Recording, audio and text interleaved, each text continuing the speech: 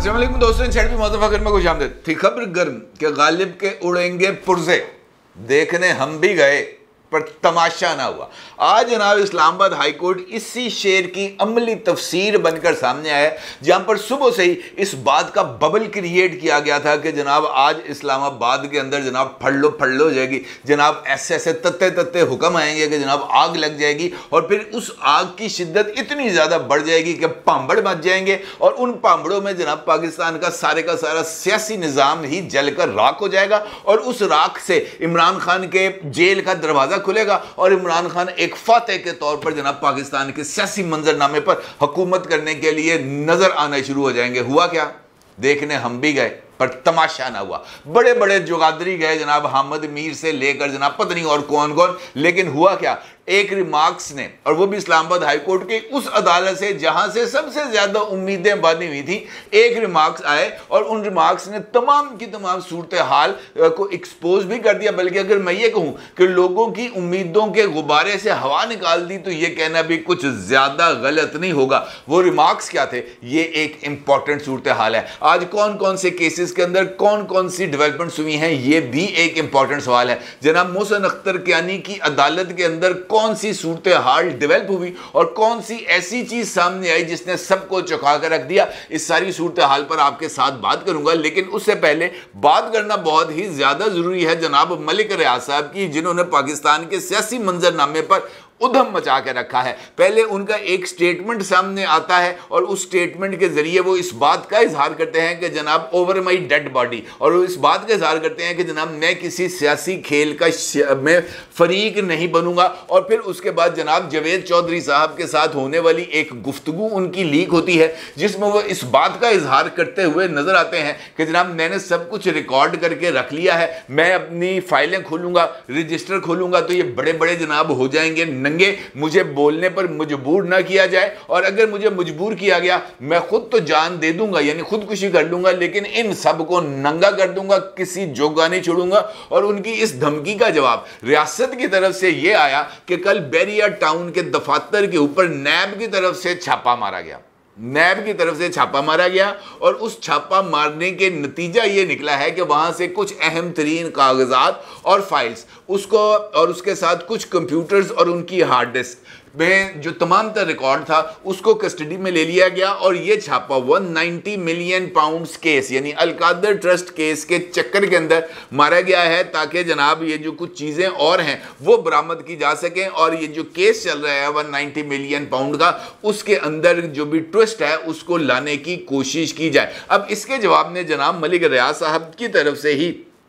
कुछ और ट्वीट्स भी सामने आते हैं जो बहुत ही ज़्यादा दिलचस्पी के हामिल हैं, क्योंकि इन ट्वीट्स के अंदर मलिक रियाज साहब एक मरतबा फिर पाकिस्तान की पॉलिटिकल एलीट को चैलेंज करते हैं और इस बात का इजहार इन अल्फाज में करते हैं, कुफ्र का निज़ाम चल सकता है, जुल्म का नहीं। हज़रत अली करमुल्ला वजहो, मलिक रियाज वादा माफ गवाह नहीं बनेगा, जो चाहे मुझ पर जुल्म करो। देखें ना जनाब, अब मलिक रियाज अगर इस लेवल तक पहुंच गया है कि वो रियासत और रियासत के अहम तरीन इदारों को बराह रास्त मुखातब करता है और बराह रास्त मुखातब करके ये कहता है कि वादा माफ गवाह नहीं बनूंगा, जो चाहे मुझ पर जुल्म करो, तो इसका मतलब आप समझने की कोशिश करें कि ये तत्ते पानियों के अंदर ठंडे पानी, अब ठंडे पानियों के नीचे तत्ते पानियों की कुछ अजीबो गरीब लहरें चल रही हैं, कुछ ऐसी चीजें हो रही हैं जो ज़ाहिर हमें नजर नहीं आ रही लेकिन उनके असरात बहुत ही ज्यादा गहरे होंगे। मलिक रियाज साहब अपने इस ट्वीट में फरमाते हैं कि आज रात रावलपिंडी में बैरिया टाउन के दफातर पर सरकारी मशीनरी ने बगैर किसी कानूनी इख्तियार के छापे मारे हैं। किसी भी सियासी इक़्तिदार की जद्दोजहद में फरीक ना बनने के अपने अवामी ऐलान के बाद मुझे खुली तोड़ फोड़ और जुल्म सितम का निशाना बनाया जा रहा है। मैं बैरिया टाउन के खिलाफ इन फॉशिस्ट गैर कानूनी धमकी अमेज इक़दामात की शदीद मजम्मत करता हूँ। ये बैक वक्त छापे घंटों तक जारी रहे, दफातर में तोड़ फोड़ की गई, दफातर में तैनात सिक्योरिटी और अमले को हरासा किया गया और बाद में अगवा किया गया। छापेमार टीमों ने 5000 से जायद अहम प्रोजेक्ट्स की फाइलें, दफ्तरी रिकॉर्ड, 23 कंप्यूटर, नेटवर्क डेटा, महकमाना नकदी, 9 गाड़ियों को ज़बरदस्ती अपने साथ ले गए। इमारत को पहुंचने वाले नुकसान का अंदाज़ा 50 लाख के करीब बताया जाता है। बैरिया टाउन के अमले के 9 अरकान का अभी तक पता नहीं चल सका। गुज़िश्ता माह बैरिया टाउन की बहुत सी जायदादों और अकाउंट्स को जब्त करने के बाद ये छापे सिर्फ अपने सियासी एजेंडे की तकमील और बैरिया टाउन को दबाव में लाने के लिए हैं। और ये स्टेटमेंट मेरा ख्याल है कि एक बड़ी ही पावरफुल स्टेटमेंट है मलिक रियाज साहब की तरफ से, क्योंकि मलिक रियाज साहब जब भी कोई बात करते हैं तो उसकी अपनी एक वैल्यू होती है। और मौजूदा हालात में मलिक रियाज साहब के इस स्टेटमेंट के बाद एक और क्लिप सामने आता है, और वो क्लिप एक खुफिया मुलाकात का है जो मलिक रियाज साहब करते हैं उस वक्त के एहतसाब के मिनिस्टर जनाब मिर्ज़ा शहजाद अकबर हाल मुकीम बरतानिया के साथ। और ये क्लिप भी बहुत ही ज़्यादा अहमियत का हामिल है,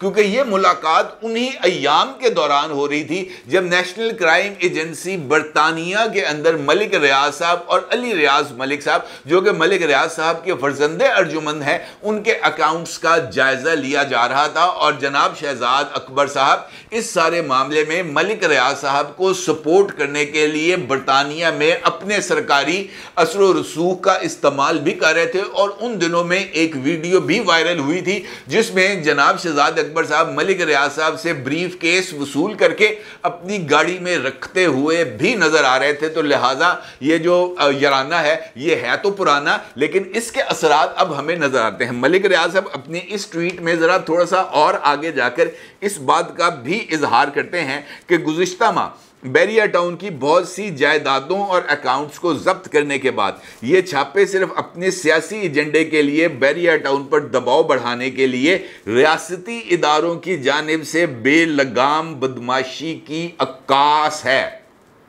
किसकी तरफ से? रियासती इदारों की तरफ से। मलिक रियाज जैसा बंदा रियासती इदारों के साथ बात करे तो फिर सोशल मीडिया पर ट्रेंड चलना तो बनता है। बैरिया टाउन के नाम का हैशटैग बैरिया टाउन चलना बनता है। हैशटैग मलिक रियाज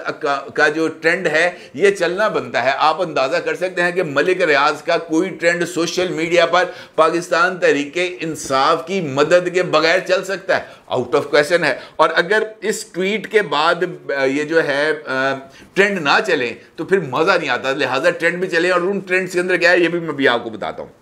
बैरिया टाउन इंतज़ामिया कानून पर यकीन रखती है, लिहाजा हम तमाम कानूनी फोरम्स पर अपने तमाम मुकदमात का सामना भी कर रहे हैं और जारी पूछगिछ में ताउन भी कर रहे हैं। मैं दोबारा वाज़े करता हूँ, अल्लाह ताला की मदद से मैं किसी ताकत के खेल में कठपुतली नहीं बनूंगा। मैं कानून की हुक्मरानी के साथ खड़ा रहूँगा। इसलिए मैं वज़ीर आज़म, वज़ीर आला पंजाब, वज़ारत दाखिला, नैब FIA के सरबराहान से बैरिया टाउन के अमले की फौरी रिहाई का मुतालबा करता हूँ और उसके साथ साथ तमाम दस्तावेज़ात और जब्त शुदा सामान की वापसी का भी तकाजा करता हूँ। मैं लापता अमले के अरकान के अहल खाना को यकीन दिलाता हूँ कि मैं उनके साथ खड़ा हूँ और उनकी जल्द रिहाई को यकीनी बनाऊंगा। आखिर में तारीख का हम सब का मुस्तकबिल में हमारे अमाल के मुताबिक फ़ैसला करेगी, लेकिन फ़िलहाल मैं ये चाहता हूँ कि पाकिस्तानी अवाम मेरे जज बने और पाकिस्तान में कानून की हुक्मरानी की बहाली के लिए मेरा साथ दे। अब अगर मलिक रियाज साहब ये बात कह रहे हैं तो फिर इसमें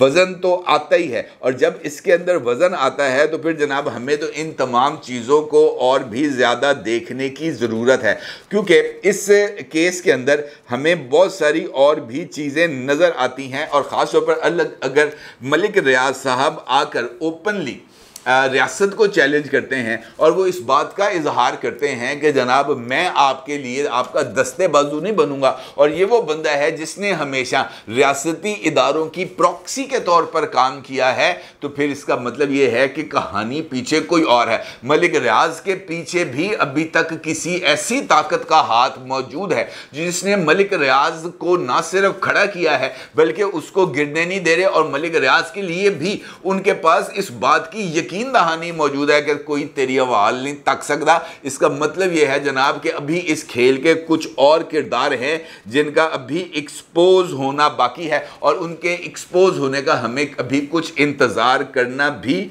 हमारे लिए ज़रूरी है। इम्पॉर्टेंट बात यह है कि हाल ही में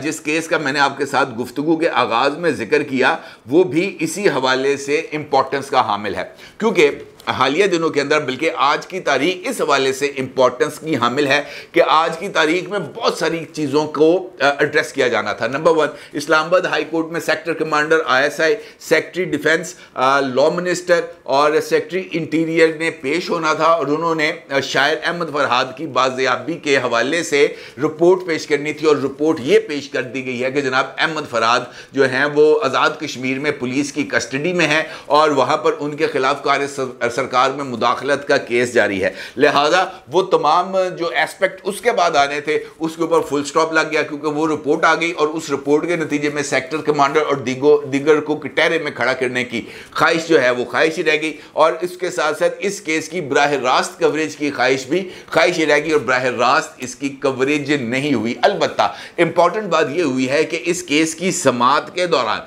जनाब जस्टिस मोहसिन अख्तर कियानी साहब ने यह रिमार्क्स दिए हैं कि जनाब ये वक्त आ गया है कि अब इदारों के दरमियान डायलॉग हो, और इदारों के दरमियान डायलॉग की बात अगर खुद अदलिया के उस सेक्शन की तरफ से आ रही है जिसके बारे में मुख्तलिफ तरह की बातें सामने आ रही हैं, मुख्तलिफ इल्ज़ामात सामने आ रहे हैं, मुख्तलिफ सोशल मीडिया पोस्ट वायरल है, और इसके साथ साथ सुप्रीम कोर्ट ऑफ पाकिस्तान में एक दरख्वास्त भी दायर कर दी गई है, और जनाब मियाँ दाऊद एडवोकेट ने भी मजीद एक दरख्वास्त दायर की है जिसमें उन्होंने chief justice of Pakistan mister justice Qazi Faez Isa साहब की तवज्जो